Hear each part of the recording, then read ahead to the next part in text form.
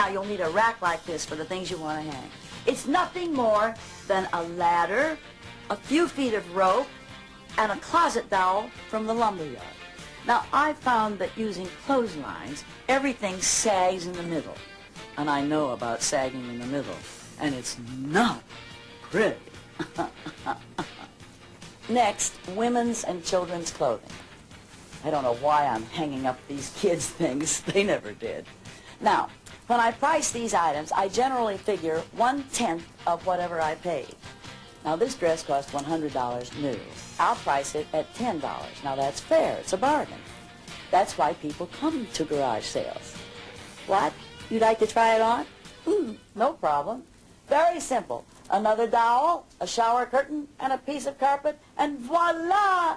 A changing room and a full-length mirror. You'd think after 15 facelifts that would stop. Aha! Aha! You know, the other 364 days of the year, this is a workbench. It's where Fang uses a chainsaw to carve my homemade angel food cake. But this weekend, it's a display table, which I've covered with inexpensive white butcher paper. I priced and marked the sizes as I went along. It's best to arrange clothing by sex and size groups, or with soft music and candlelight. Bloomingdale's, eat your heart out. I've grouped some great stuff here. Now, once all my items are laid out, I mark what shape they're in.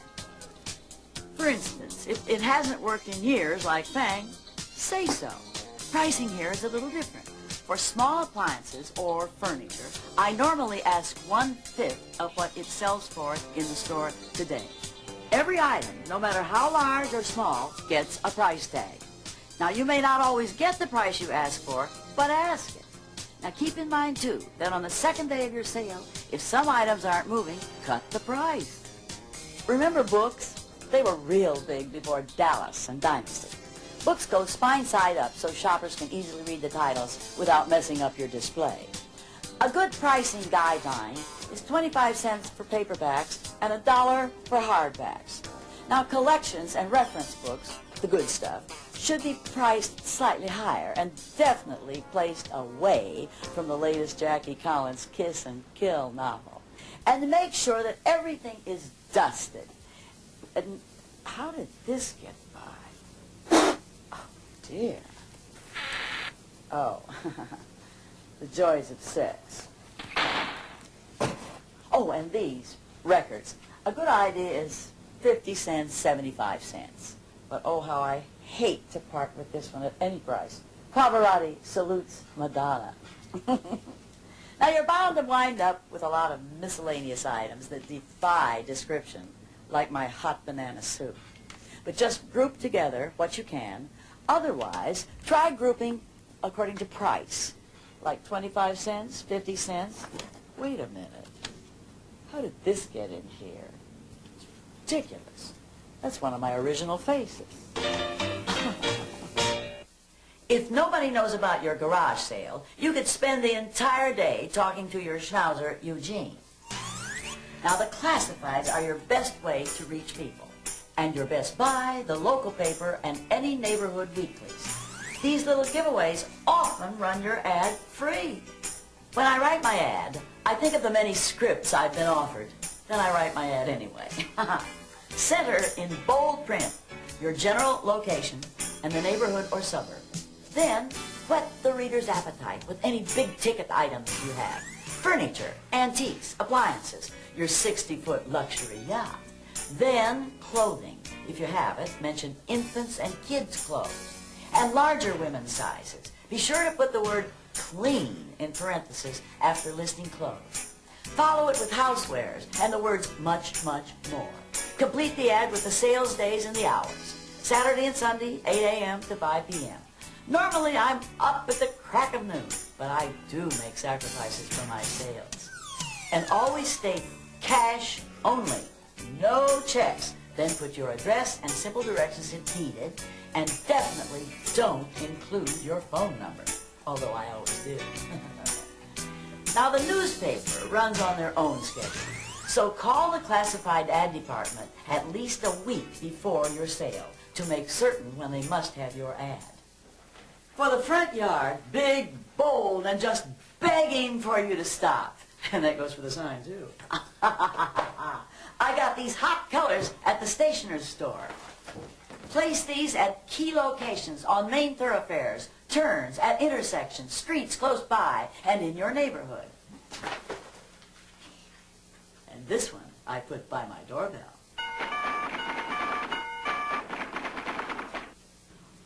Okay, almost ready for the sale. I filled my coffee pot with unleaded, picked up lots of change and small bills from the bank, but more important, I'm wearing my most sensible shoes. I got them at Mr. Rogers' garage sale. Better do a last-minute double check. Okay, set the date, check newspaper for conflicts, insurance and laws, neighbors, start diet, no. Bags and boxes, clean closets, nooks and crannies, price tags and stickers, marking pens, poster board, Tom Selleck's phone number. Yeah. Wash clothes, clean garage, get mirror, extension cord, send kids to Bora Bora.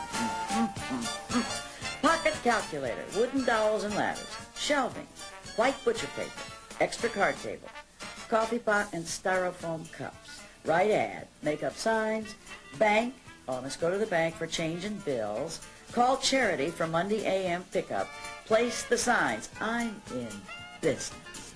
Let the sale begin.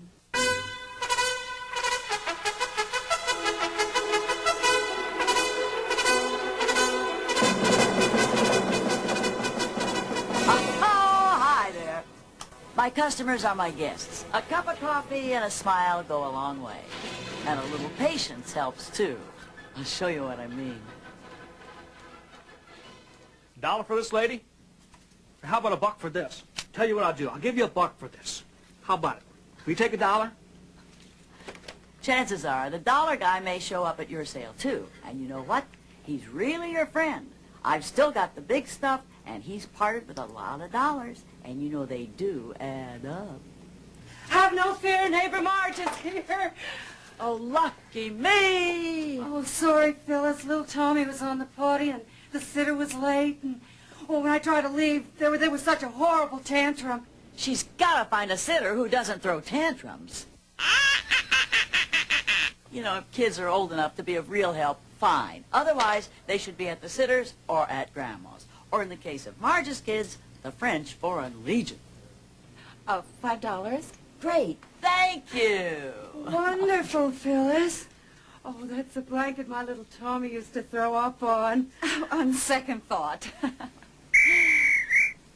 Time out. Blanket back to the rack, $5 back to the customer. You've got to be firm but fair. Excuse me, could I go inside and use your telephone? Hey, lady, can I use your bathroom, please? Could we have a drink of water, please? Tough calls, but for safety and security, you have got to tell people that the sales area is limited to the garage and yard only. As for the water, that we can do. This toast? Yes, yes, this toast. But how can I tell? It's not plugged in. Ha! But wait. Plug it in and find out for yourself. You see, it's always a good idea to have a heavy-duty extension cord handy, and it saves all that crawling around on the table looking for an outlet. Mind if I set these here? I've spotted a few more things, and I'll need a receipt too, please. My checkout table is a great place for customers to unload an armful, and my handy calculator for quick, accurate totals, a receipt book, and be sure to find out if you're required to collect sales tax. Oh, this guy must be a plastic surgeon. One of these books is on body and fender repair. All sales are cash only, so I keep it on me at all times. A cigar box is too easy to walk away with. Of course, that means you'll have to keep your cigars on you at all times, too. Haggling, bargaining, negotiating, wheeling and dealing, no matter what you call it, it's all part of the fun of the garage sale. How much for this? $20, it's Marge. Yeah, I know, but what do you take for it? In round numbers, $20. I'll give you 5. 5? Look, I'll go as low as 15 and I'll throw in this beautiful picture frame. Does the picture go with it? Absolutely. In that case, make it $4. Sometimes you do have to reduce your price.